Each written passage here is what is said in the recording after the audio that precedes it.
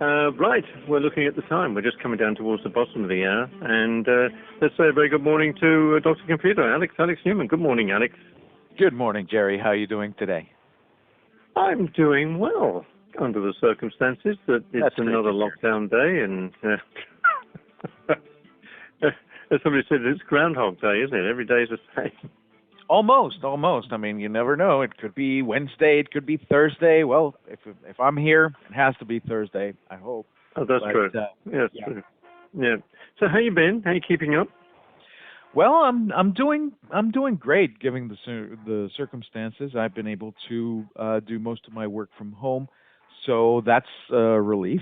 Fortunately, I haven't been out much except a couple of things for like medications and things like that that are Mm-hmm. particularly difficult to get sometimes, or not necessarily worth having delivered or whatever. But it's been interesting. It's been interesting. It's been an interesting exercise. I've been now that things like the hardware stores and stuff are open or delivering. I've been also able to fix a couple of things that I wanted to have fixed here at home, including things like faucets and light Mm-hmm. Yeah, me too. switches. Yeah. So it's been an interesting staycation, as they call it, like a vacation where you stay indoors, and hopefully it'll be over soon. I was hearing some good news that there's a Oxford University vaccine coming out that might do the trick. Hopefully that'll work, and we'll all be looking back at 2020 as this weird year that had all of this. Would never happen.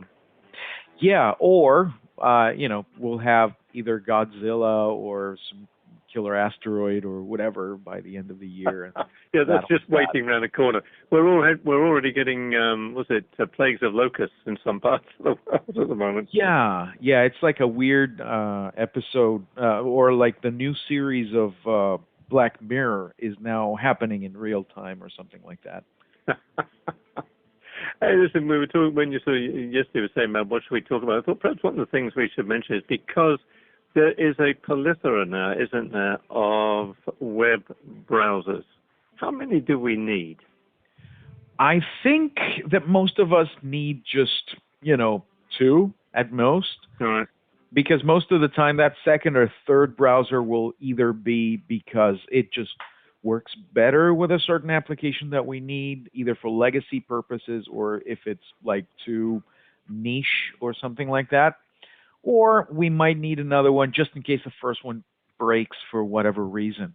I mean, one of the things that people used to make a lot of fun of the Internet Explorer browser was that its main use was to download other browsers.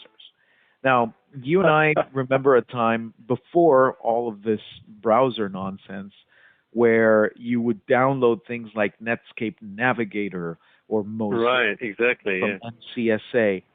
And then right after 1996, 97, Microsoft decided to integrate the browser into the operating system, call it Internet Explorer. And they even delved in a little bit of online service called MSN back then, trying to compete with things like America Online and CompuServe and so on.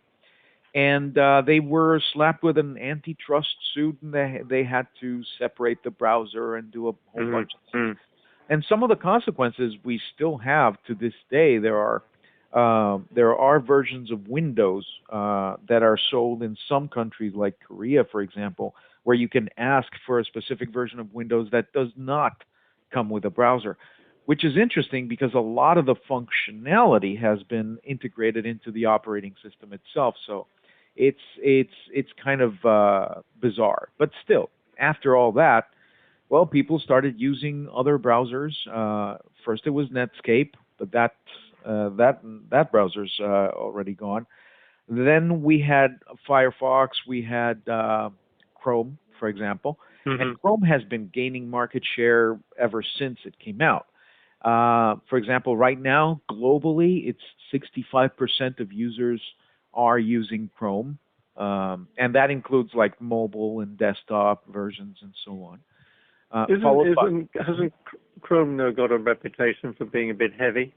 yes, one of the disadvantages of Chrome, and that's being worked on right now, is that it's resource intensive. People even make memes with somebody with a face that looks like hungry, about to eat something, and then they put a caption like Chrome when you get more memory for your computer because it kind of eats it up. I mean, you occupy as much RAM as possible if you right click on your task manager or equivalent and see how much it's using. Usually, every single tab that you open, and most of us have more than one tab open at one time, takes up a considerable amount of memory. So that's Hmm. being worked on because of Edge, which is Microsoft's latest browser. After the whole everybody hates Internet Explorer thing, Microsoft said, let's try to work on a next generation browser of our own. And they did for a time. And that browser is now called Edge Legacy because it's not the latest version. The latest version, they kind of ditched the whole original Edge and just took what they learned from making it, and then they started working on something called Chromium, which is the source code on which Chrome and other browsers are based. And Right. they developed something called Edge Chromium, which is being pushed to people right now as part of a Windows update. It started as optional, but it's now part of the Windows updates system. And so it's based on Chrome, but it's got a whole bunch of optimizations. So it kind of brings the best of both worlds. You can get extensions for the Edge Chromium browser either from Microsoft's own quote unquote store, or you can also get them from the Chrome apps or the Chrome extensions store because it's compatible. It's got the same code Right. base. Hmm. But now some of those optimizations, the guys at Chrome are looking at them and saying, you know what, we should do this too. So they're kind of, yeah, they're kind of, borrowing back some of this stuff because most of it is open source anyway, or at least the concepts are, and they're trying to make it more efficient. So if you're opening, let's say, two web pages from the same website that have some of the same elements, they're not going to be stored on your memory twice. You'll just have one stored and the other one just pointing to the original one. So they're doing a whole bunch of optimizations to try and keep up with Chromium Edge because it's been taking some of that market share away from them. Right. Now, that being said, the computer is not the only place you have a browser. You also have a browser, for example, on your phone.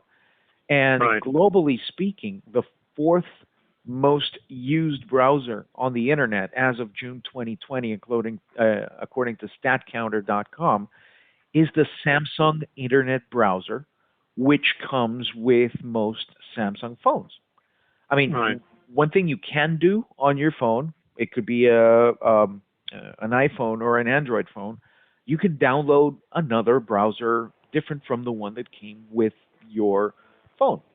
One of Yeah, the I put Chrome on my phone. exactly. One thing you can also do is download Edge, the Chromium Edge on your Uh-huh. phone, or you can download, for example, Brave. Brave is a browser that I've been using as well because it comes with a very, very well built ad blocker. And it makes everything just load faster because a lot of that ad code is inefficient and so on. So I do a lot of browsing when I'm browsing for like fun or whatever. I use Brave because it just takes less time, takes less battery. It just works better a lot of the time. But when I'm browsing for work or work-related stuff, I usually use Edge Chromium because it's slightly faster than Chrome. It does pretty much everything I need, and this is the best part. It also supports synchronization with my other devices. You can log into your Microsoft account and have it synchronize your favorites and your bookmarks and your preferences and Look, I everything else. mentioned to you the other week that one of the things I'm finding very useful with Edge is they have the collections, and what is good for me is, and they store them, and they will sync across your computers. But what is good for me is that when I'm looking for pieces that I want to use, say for the show, I can just put them in my collection, and it adds instant access to that web page. It gives you it slides out from the side, and you've got all your and you can make different collections for different topics or different purposes or whatever. I'm finding that incredibly useful. One thing that I miss, because I was sort of watching as they developed Edge, and one of the things I missed from the original Edge, which I liked, was where you had the ability of having a page, if you like, copied offline that you could actually annotate on, you could write on, or you could highlight. And that has disappeared, which is a bit of a shame. You might have that functionality in OneNote. You could look for that as well. That's one. I have OneNote, but I find it a bit sort of it's a little bit complicated for me for some strange reason. It's a bit sort of, I don't know. I find OneNote rather higgledy-piggledy. Okay, I will have to look that up in my British slang dictionary. Now, I tell one thing. You mentioned Brave, which is one that I have. I tell you, I can look down at what I have here on my computer. I have Firefox, I have Brave, I have Chrome, and I have Edge. Mm-hmm. And one thing I found with Brave, which, like you said, I quite like, firstly, is that if I go to particular websites now, they say you can look at this if you either pay or you watch our ads. And that begins to be a bit of a pain. But the site that I use, where I upload my audio and then I bring it down, that page now on Brave will not load. It just gives me a blank slate. Apparently this has got something that I read that you've got to go and clear the cache or whatever because it's full with it. And I thought that was rather strange. And so I've gone, now I do all that stuff on Firefox because I don't have that problem. Yeah, well, it's not technically a problem. It's basically that the page that you're using probably has a lot of either ad code that is loading ads in the background, maybe not even showing it to you. No, this is Anchor. This is Anchor. Oh, Anchor.fm. I'm sorry, I misheard. No, if it's Anchor. No, what it is, it's when I upload my programs, I go to Anchor to get the code to put it into my website. Well, that Anchor site now will not load. It'll load on Firefox. It'll load on everybody else. On Brave, it will not do anything. It's just a blank page. Yeah, that's probably because the code itself looks like an ad to Brave, and it just refuses to load it. That being said, well, it did work, and then it just stopped. Because they probably made some sort of either an update to their code that looks like an ad, or Brave made an update to their code which understands, or in this case misunderstands, the code in Anchor as an ad. So in order to have that fixed, what you do is you go to the top where the address bar is. There's a little lion icon. When you click on that, it says shields up. Shields are up for this site. So you click on that so that shields are down for that site, and it will load any code that's on the site regardless of how ad-like it looks like. So you can give that a shot and let me know if it works. Okay. And so it's Anchor.fm, right? Anchor.fm, that's right. So yeah, I'm looking at it right now, and it doesn't load on my Brave browser. So I'm clicking Brave Shields, which is a little lion icon, turning that off and hitting refresh, and now it looks loading. So yeah, that's probably the solution if you want to continue to use Brave for that. But just like because I don't want to turn those off anyways, what I do is I do my work-related stuff on another browser, and then go back to Brave for when I'm doing something else. Okay. What did you click on when you opened up the little lion head? It says Anchor FM 5 items blocked. Yeah. Let me go here. Anchor.fm. Oh, so I switched the little thing off at the top. I think that's exactly. Shields down for the site. Oh, okay. That's interesting. Yeah, and you can do that for Well, any site, not just Anchor. But for example, if hmm you go to a blog or a website or a news site that you do want to see the ads for because you want to support that website, then you turn the Right. shield down for that site, and it will load fully without any interruption. Oh, okay. Oh, well, there you see. It was worth it. I got my money's worth this morning. That's great to hear. So do we, I mean, is there just, if somebody says, saying, oh, this is over, if they just want to use one web browser, which is the one that you would recommend? Definitely Chromium Edge because it just works with pretty much everything. It has the nice collections feature. It also has another feature that can turn any website into like its own little app that you can run, so it doesn't have to Okay. load the entire browser for that. And it's got a couple of other features, including, synchronization with other devices and so on. And it's not a bad idea to have the same browser, for example, on your tablet or on your phone and so on, to have everything, kind of synchronized. Just make sure that you keep your accounts secure, either with an application that keeps your passwords safe for you, like 1Password or LastPass, or use, for example, Microsoft Authenticator or anything like that that allows you to make sure that even if somebody finds your password or guesses your password, they won't have access to your uh, data that easily. Okay, good. Oh, I tell you, we'll talk about password things. I don't know. I mean, I've had it for some time now because one of the things, if you sort of leave your phone or whatever, people get access to it. You can physically lock WhatsApp. So if you leave your phone lying around, you can actually physically lock WhatsApp, whereby you can use your fingerprint. So if you pick up your phone, you go to WhatsApp, you have to use your fingerprint to open it, which is maybe an interesting little thing for certain people. Yes, especially parents who have crazy friends who send them like crazy jokes and whatever that they don't want their kids to, see yet because you want to preserve their childhood. Or vice versa. Yeah. So yes, that is also a situation where that can come in handy. But yes, WhatsApp has had that ability for some time, and you can also set that for other apps using other apps. And certain phones also come with that from the factory, that you can set it so that certain applications are in a kind of a vault, and if you want to open them, you need an additional authentication, and that's really useful, especially if you leave if you leave your phone unattended for any reason. Um, it's an additional layer of security that you should Exactly. really think about using. Yeah. Yeah. And anything interesting come out in the way of hardware the last week or so?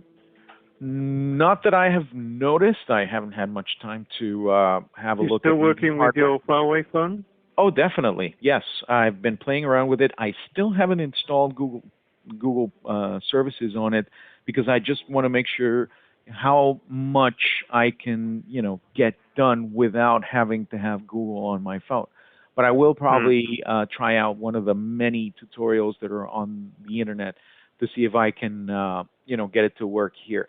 One of the great things about that is that as opposed to some other things that you can do on your phone, like root it or whatever, it's not a procedure that will break your phone in any way. I mean, the worst that can happen is you have to format. There used to be some procedures way back when you wanted to change the operating system on a phone or make it do things, that weren't that the phone wasn't designed to do in the first place or whatever. You could sometimes do what's called bricking your phone or turning it into something as useful as a brick. But the good thing about the procedures that have to do with the Google services on these Huawei phones are pretty safe. I mean, the worst that can happen, as I said, is you have to format the phone and restore from a backup, which a lot of us have to do anyways. So I'll tell you how that goes. I know on that phone they're pushing the camera. Is it good? It's very good. I mean, weather hasn't cooperated much, and so I haven't gone out and taken pictures. But the ones that I have taken, at least internally here, the camera is really good. And this is the P40 the P40 Pro. The P40 Pro Mm-hmm. Pro Plus has an even better set of functionalities, including better zoom and so on. But even the P40 Pro, it's a great little phone, and the P40 Lite is really affordable. So people might want to look into that as well. Mm-hmm. Mm-hmm. Oh, excellent. All right. Well, Alex, as always, thank you so very much, and thanks for joining us here on a Thursday. Thank you. Hope to see you next time. And yeah, see you this time next week, all being well. So do keep safe. Will do. All right. I don't want to be Bye-bye. talking to myself. Definitely. All right. Dr. Computer Alex Newman with us here on this morning's breakfast.